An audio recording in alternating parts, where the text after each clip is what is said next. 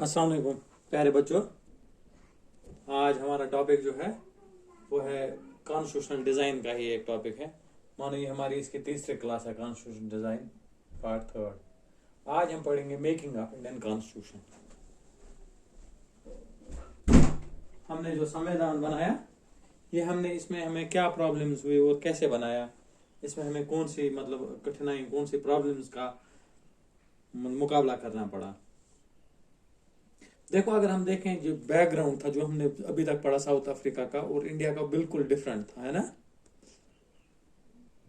ये बिल्कुल different diverse था इनमें, ये सर्कमस्टेंसेस, कंटेंट और कॉन्टेक्स्ट जो था, कॉन्स्टिट्यूशन बनाने के समय वो जो साउथ अफ्रीका में कंडीशंस थी वो यहाँ पे नहीं थी। वहाँ पे एक किस्म की थी, यहाँ पे दूसरी किस्म की थी। कुछ प्रॉब्लम्स जो हैं वो कोहेरेंट हैं, वो एक जैसी है ना। वो हम नहीं बोल सकते हैं कि कुछ प्रॉब्लम्स एक सा होने से जो वहाँ पे हालात होंगे वो यहाँ पर भी होंगे, नहीं, एक इंटायरली डिफरेंट थी। हम अगर अपनी प्रॉब्लम्स की बात करें, जब हमने इंडियन कॉन्स्टिट्यूशन बनाया तब भी यहाँ पे कुछ प्रॉब्लम्स थी। सबसे पहले थी जो डाइवर्सिटी इन पीपल में थी, डाइवर्सिटी इन क्लाइमेट थी, डाइवर्सिटी इन जियोग्राफी थी। वो कौन सी चीज नहीं है जिसके लिहाज से हिंदुस्तान में डाइवर्सिटी नहीं है। अगर हम देखें लिंग्विस्टिक के, जबान के लिहाज से, linguistically India is very diverse. कितना डाइवर्स है, हजारों की जबान, हजारों की तादाद में जबानें यहाँ बोली जाती है ना। अगर 20 या 25 किलोमीटर के बाद ही डायलेक्ट चेंज होता है। फिर अगर हम डायलेक्ट्स भी ऐड करें तो कितनी डाइवर्सिटी है यहाँ पे, सबको अकोमोडेट करना है ना, विदाउट एसिमिलेशन। ये तो एक कमाल की बात है। ऐसे पीपल जो थे अभी तक वो सब्जेक्ट्स थे ना, ब्रिटिश कॉलोनी के सब्जेक्ट थे, अब वो सिटीजन बन रहे थे। तो ये भी एक प्रॉब्लम थी भाई। अभी तक सब्जेक्ट्स थे, इनके राइट्स अब प्रोटेक्ट करने थे, इनको इंश्योर करना था कि आपके राइट्स जो हैं वो प्रिजर्व रहेंगे। भाई आप सब्जेक्ट्स नहीं, ये भी एक बहुत बड़ी प्रॉब्लम थी कि लोगों में कॉन्फिडेंस आए ना, we are not subjects, we are citizen.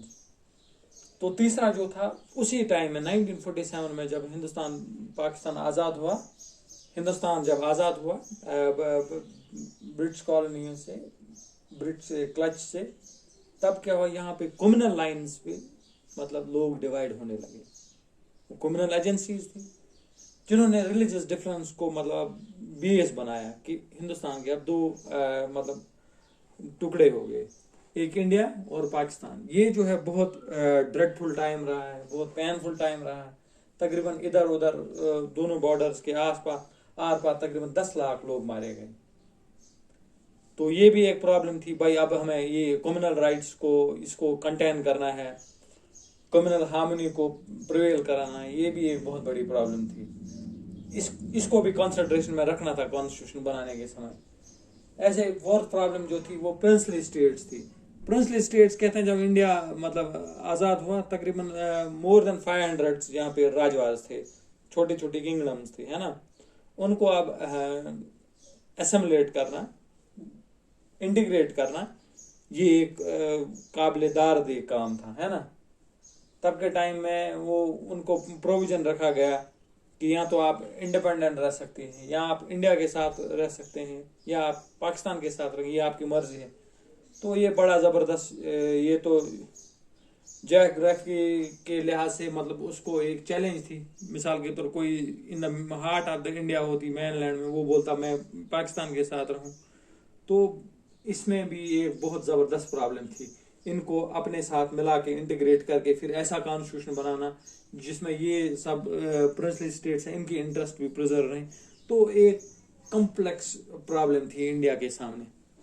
मगर अगर हम साउथ अफ्रीका की बात करें, वहां पे जो है, वहां पे तब तक कोई कॉन्सेंसस नहीं थी। लेकिन यहाँ पे अगर देखें, इंडिया में बहुत पहले से यहाँ पे पॉलिटिकली एक्टिव लोग थे। जैसे बंगा भाषा प्रकाशिका सभा, वो बंगाल में बनी थी। ऐसे ही लैंड होल्डर्स एसोसिएशन, बंगाल की कुछ एसोसिएशन थी, है ना। बम्बई में बहुत सारी एसोसिएशन थी, वो थी। उनके बाद एक ऑर्गेनाइजर जो प्लेटफॉर्म जिसने दिया वो आईएनसी था, है ना, इंडियन नेशनल कांग्रेस। 1885 में, हम 1847 की बात कर रहे हैं, तकरीबन 60-70 साल पहले आईएनसी बन चुकी थी। और आईएनसी ने एक बेस्ट प्लेटफॉर्म प्रोवाइड किया था कि उसने लोगों को इंटीग्रेट किया, एक कॉमन प्लेटफॉर्म दिया जहां पे लोगों में ठीक ठाक कंसेंसस अब डेवलप हो चुकी थी। क्योंकि तब तक जो मेन स्ट्रीम जो था तब सिर्फ आईएनसी उसको रिप्रेजेंट करता था, तो उसने सारे लोगों में एक कंसेंसस डेवलप की थी व्हाट टाइप ऑफ सोसाइटी हमें we should have after independence, what type of constitution we have. So इतना चैलेंज नहीं था साउथ अफ्रीका के मुकाबले में, इवन दो शार्प डिफरेंसेस थी ओपिनियन में फ्रीडम स्ट्रगल के समय से ही, लेकिन वो जो कोर इश्यूज थे, वो बेसिक आइडियाज थे, उन पे एक कंसेंसस बन चुकी थी। तो इतना मतलब ये अगर ये सब होने के बावजूद भी नेशनल मूवमेंट ने इसको मतलब कंपनसेट किया था, उसने लोगों में एक कंसेंसस डेवलप की थी भाई इन चीज़ों पे अगर हमें बात करनी है वो कैसे होनी चाहिए, वो एक ऑलरेडी एक कंसेंसस बन चुकी थी। और जो तब सारे ल्यूमिनरीज जो थी वो सारी कांग्रेस में ही थी, और जो मुल्क का कानून बनाता है वो कॉन्स्टिट्यूएंट असेंबली बनाता है। कॉन्स्टिट्यूएंट असेंबली को कौन चुनते हैं? वो लीडर लोग चुनते हैं। तो उसमें ऑलरेडी उनमें ये कंसेंसस बनी थी, तो ज्यादा प्रॉब्लम नहीं हुई, हो गया ये। अब देखते हैं इंडियन कॉन्स्टिट्यूशन मेकिंग में कहां से स्टार्ट होगी। देखो 1928 में शायद, अगर मैं गलत हूं मुझे माफी देना, शायद बर्कनहेड था, उसने इंडियन लीडरशिप को एक चैलेंज दी थी, भाई आप बार बार बोल रहे हो जब भी हम कोई सबमिट करते हैं, साइमन कमीशन हो या बाकी चीजें हो, सब में आप बोल रहे हैं हमें एक कॉन्स्टिट्यूशन चाहिए, तो आपको हम एक चैलेंज देते हैं, भाई आप एक ऐसा कॉन्स्टिट्यूशन बनाओ जो सबको, जो इंडिया में जो भी पार्टीज हैं, जो भी मतलब सेगमेंट्स हैं, सबको वो एक्सेप्ट, सब उसको एक्सेप्ट करने चाहिए।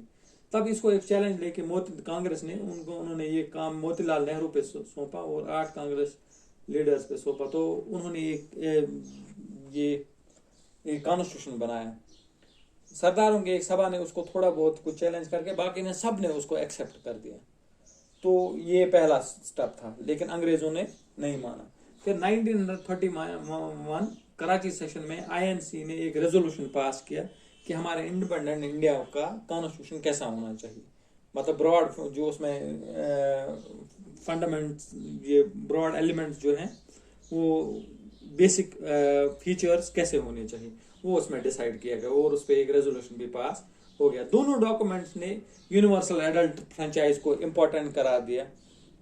उससे पहले इलेक्शन हो चुके थे, थोड़ा बहुत हो चुके थे ये प्रोविजंस के लिए, या ये लेजिस्लेटिव काउंसिल्स के लिए या इंपीरियल काउंसिल्स के लिए, वो लेकिन नॉमिनल थे, उनमें यूनिवर्सल एडल्ट फ्रेंचाइज नहीं हुआ करता। यूनिवर्सल एडल्ट फ्रेंचाइज का मतलब है जो भी 18 साल से आगे या 21 साल से आगे, irrespective of his property, irrespective of his wealth, he will be having given right to cast his vote, and vote of everyone will have equal value, तो उसको यूनिवर्सल एडल्ट फ्रेंचाइज बोलते हैं।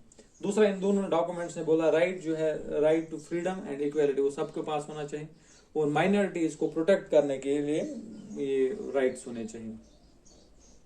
इतना ही नहीं, इसका ही इन्फ्लुएंस नहीं रहा, यहाँ पे जो है कॉन्स्टिट्यूशनल ये कॉलोनियल मशीनरी जो थी, उनका जो स्टील फ्रेम, उनका फ्रेमवर्क जो था, उसने भी बहुत सारी, उसको हमने इमिटेट किया और उसने भी कॉन्स्टिट्यूशन को बनाने में बहुत सारी हेल्प की। जैसे 1937 में उन्होंने प्रोविंशियल लेजिस्लेचर बनाया, उसमें इलेक्शन का पार्टिसिपेशन, इलेक्शन उन्होंने करा, उसका थोड़ा बहुत इस पे असर पड़ा। ऐसे गवर्नमेंट एक्ट 1935 जो है, उसका तो ठीक ठाक असर पड़ा, उसके सारे प्रोविजंस एज सच हमने गौरव किए, है ना।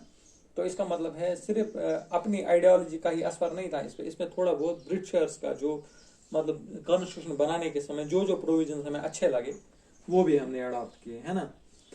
ये कुछ 1-2 दिन में नहीं हुआ, इसको बहुत सारे टाइम लगा सोचने में, उस पर डिस्कशंस हुई, उस पर डेलिब्रेशंस हुई, है ना। फिर जो है उसका ठीक ठाक फायदा आया, क्योंकि बहुत देर तक इस पे डिस्कशंस होती रही और इसका ठीक ठाक फायदा आया। उन्होंने तब के टाइम में बाकी जो दुनिया में जो भी कॉन्स्टिट्यूशन थे उनको पढ़ा और बहुत सारी प्रोविजन उधर से भी लिए, जैसे आइडियाज ऑफ फ्रेंच रेवोल्यूशन, है ना, हमारे प्रेम्बल में भी है लिबर्टी, फ्रेटर्निटी, इक्वालिटी, वो किधर से लाया गया? फ्रेंच रेवोल्यूशन से। ऐसे पार्लियामेंट्री डेमोक्रेसी का आइडिया कहाँ से लाया गया? ब्रिटिश से लाया गया। यूएस बिल ऑफ राइट्स यानी ह्यूमन राइट्स, ये फंडामेंटल राइट्स, उसका ये कहाँ से लाया गया? उसका मतलब वो इमिटेशन किसकी है? वो है यूएस बिल ऑफ राइट्स, है ना। ऐसे सोशलिस्ट प्रिंसिपल जो है हमारे प्रेम्बल में ही है कि हमें we have to constitute India into socialist country, जो बाद में ऐड किया गया 1972 42nd अमेंडमेंट के द्वारा। लेकिन वो उसका आइडिया भी कहाँ से आया, यही फ्रेंच रेवोल्यूशन रशियन रेवोल्यूशन से आप 1970। तो इस तरह आज हमने देखा कि मेकिंग ऑफ इंडियन कॉन्स्टिट्यूशन, इस पे किन किन चीज़ों का असर रहा, कहाँ से बोरो किया गया और कौन कौन सी प्रॉब्लम्स थी कॉन्स्टिट्यूशन को बनाने के समय।